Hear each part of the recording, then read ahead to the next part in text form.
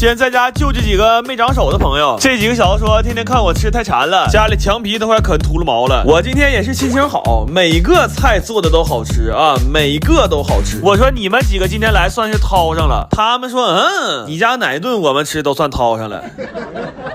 他们奔啥来的我可太明白了，今天做的是白切肘子，还配了一碗蒜酱，然后包了点红烧肉炖粉条馅的包子。哎呦我的妈，这我没法跟你形容的好吃。就这么说吧，我们同学没房没车，拿2袋包子走给姑娘举到手了。还炖了一锅牛尾汤，做了一个绝肥肠包。这猪猴酱一登场，想都不用想，都知道谁的手艺了，对不对？完了还做了一个菠萝咕老肉，烤了2个南瓜布丁杯。这俩菜好吃是好吃，但是咋吃都一股土鳖味儿。一个菠萝35，2个南瓜花14，相当于我给这俩菜买盘花他妈50多。双十一买了点重庆麻辣口的腊肠，炒了个荷兰豆，还做了一份避风塘鸡翅和干炸小排。我为啥说他们没长手呢？就这玩意儿怎么做，我已经非常明白的告诉他们了，但人家就是不做。我有时候都纳闷，我说你们几个胳膊肘下面当了那俩玩意儿，是不是就为了保持平衡用的呀？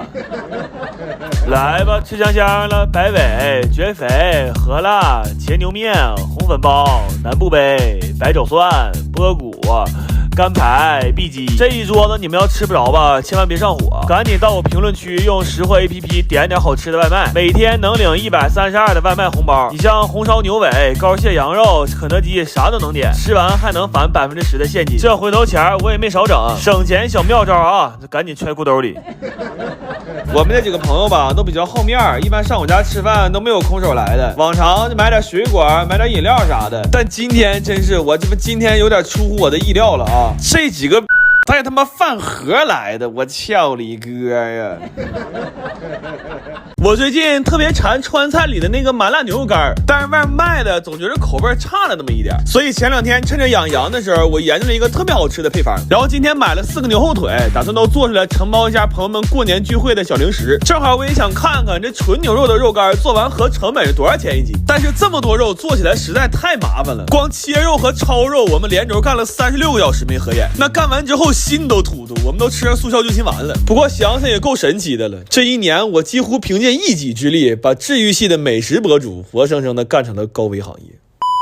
后来稍微缓了一下，我们就开始炸料油了，这油炸肉才香呢。然后油做的多，我还顺便炸了1盆辣椒油和1盆青花椒油，这2盆油在最后拌肉的时候会让肉干的香味和颜色更均匀，特别是这红彤彤的辣椒油，那炸完之后全楼道都是香味。然后做这个肉干需要用到特别多的辣椒，我们甚至还提前测评了一下，结果赶上了一家变态辣的，那吃完辣的胃直疼。不过好在家里常备了新39胃泰，熬夜或者吃辣刺激胃难受的时候有它一点都不慌。然后我研究了一下，最好吃的做法是先卤后炸，所以提前2天我就熬了一大锅卤水，并且在不同的时间段加不同辣度的辣椒，这样可以让香辣味更丰富，但同时也会让鼻子更通畅。就那一晚上打的喷嚏都赶我一冬天打的多了，我后来差点没因为打喷嚏把腰闪了。这些肉在卤完之后就已经非常好吃了，但是为了让它更入味，就用泡了一宿，等泡完了还需要再炸，炸完了还需要再调味。就这东西好吃是好吃，但做起来真的很麻烦。而且我之前试了一下，最后炒的时候要用猛火爆炒才能让这个香味最极致，但是这么炒家里的火根本不够硬，就临时又搭了一个饭店用的那种灶台，这灶一使上，那烟火气一下就上来了，但是下一秒屋里就瓦蓝了，门窗全开着都没有用。就后来我上个厕所，我发现那都有股油烟味，我真是服了我。然后这2天没咋正经吃饭，又有点胃疼了，这胃不舒服可不能忍，又喝了一杯新39胃泰之后算是舒服多了。后来就用这灶，我跟我哥轮着炒了1天，那到晚上感觉手都回不了弯了。不过这个肉干吃着真的是特别好吃，因为它用大火炸过，所以外皮是焦脆的，但里边肉是嫩的，吃起来会有很多汁水，而且因为裹了花生和芝麻，那嚼起来越嚼越香。这回我一共做了2个味的，麻辣的是香辣咸，藤椒的是麻辣甜，都特别好吃。然后我算了一下，这玩意成本大概是70块钱一斤。后来我们把这些肉都分了，就这一桌子肉别看多，我敢保证出不了正月就得没。这晚上饿了开一袋，再配上一杯冰可，然后吃完了之后再嗦了嗦手指头，你说那谁能忍住不去开第2袋啊？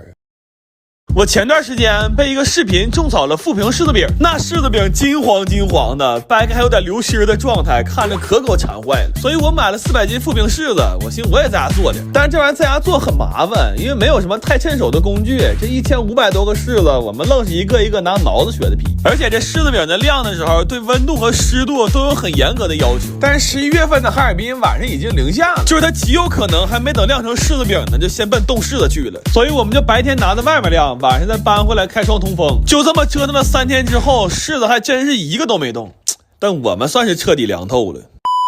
后来我寻思这天只会越来越冷，也不能一直这么折腾啊，所以我决定给这些柿子在家盖个小房子。有了这房子之后，我们的工作就轻松了很多，下雨下雪往屋里搬一次就行，其他时候我们就负责开门关门干好打更的活就行了。后来大冷的时候，我还上了点供暖设备，3000瓦一个的暖风机，我同时开了3个。外面零下20多度的时候，这屋里也依然保持恒温10度。就富平柿子饼可能是靠天养的，但我这纯是爱的供养，那真是一顿操作猛如虎，完那月电费2500。这柿子晾到缩水2/3的时候，再等几天就可以挑软柿子捏了。然后这几天没啥事儿，我就整了点寻味吃的螺蛳粉肥牛火锅，1块钱就到手这一大箱。这一份里有2大块猪蹄儿，4只鸭掌，还有满满1锅肥牛和配菜，味儿也特别正。他们家的花椒鸡海鲜火锅也是汤浓味鲜，还有这半只鸡拉面也真的有半只鸡在里边。现在拼多多有1万个试吃名额，每个名额9盒3个口味，链接我放评论区置顶了，链接在就是还有名额可以抢，你们快去看看吧。然后也就是在这几天里，我发现柿子棚里陆续多了好多这样空绳，问谁都说不知道，于是我干脆上了50把锁，每人分了10把钥匙。我算是品出来了，对于互相不信任来说，唯一的解决办法就是互相制约。然后这柿饼捏完之后就已经非常非常好吃了，皮儿有嚼劲，馅儿还有水分，这就是特别好吃的鲜食柿饼。但是据说50霜之后会更好吃，所以我们就一层皮儿一层饼拿着接着5霜了，大概是捂了40多天，柿饼外面真的就结出一层很厚的白霜。我之前一直以为是裹的糖粉呢，没想到真的是自然结出来的。这柿饼因为捂霜的时候不是特别干，所以它现在依然是一个流心的状态，而且冷冻之后会更好吃，就跟吃冰激凌似的，感觉特别爽。但是因为没熏硫磺，只有少量的柿子饼是橙色的，大部分的还是有点发黑。不过真的每一个都是齁甜齁甜的。但我发现这玩意儿真不能多吃。那天下午我大概吃了10来个柿饼，结果一直到晚上打包的时候，我的嗓子还有点说不出话来呢。哎呀妈呀！哎呀妈呀！哎呀妈呀！哎呀妈呀！哎呀妈呀！哎呀妈呀！哎呦我的妈呀！这饭吃的有东西啊！这饭那啥，这不假期最后一天了吗？你这么大个事儿，咱家人能不找油子聚一下子吗？再一个天儿也凉了，你瞅我撒小料的手，他妈嘚瑟跟食堂阿姨似的。我寻思吃完这顿，我今年就封锅了。来吧，吃香香吧，普通东北家庭随便对付一口。我宣布，庆假期最后一天，继狗送家的铁锅封锅仪式正式开始。首先向我们走来的是一只将近10斤的大螃蟹，第二锅这6个小螃蟹加起来才10斤，整得人家非常没面子。完了这个鲍和鱼就显得更小了，我弟说这么看这鲍是不是就不小？第4锅终于轮到肘子了，今天这肘子是烤出来的，这肉往下剔的那叫一个没治了。调了一个有手就会的海鲜汁儿，顺手还发了点面。包子是鱼肉馅的，饺子是驴肉馅的，就连这料水都有讲究。我妈嫌我包的太磕碜了，上来撸胳膊给我展示一波。是他包的是行，但就包出花了他不包，你有什么用？你说我弟为了跟这锅合影，特意在得物买了个 TF 的飞行员墨镜，这百搭款买的非常合适，最近得物活动也多，比专柜便宜不少，款式也挺全，你们赶紧看看。你说这老小子从天亮照到天黑，那叫一个天黑戴墨镜拄拐去蹦迪呀。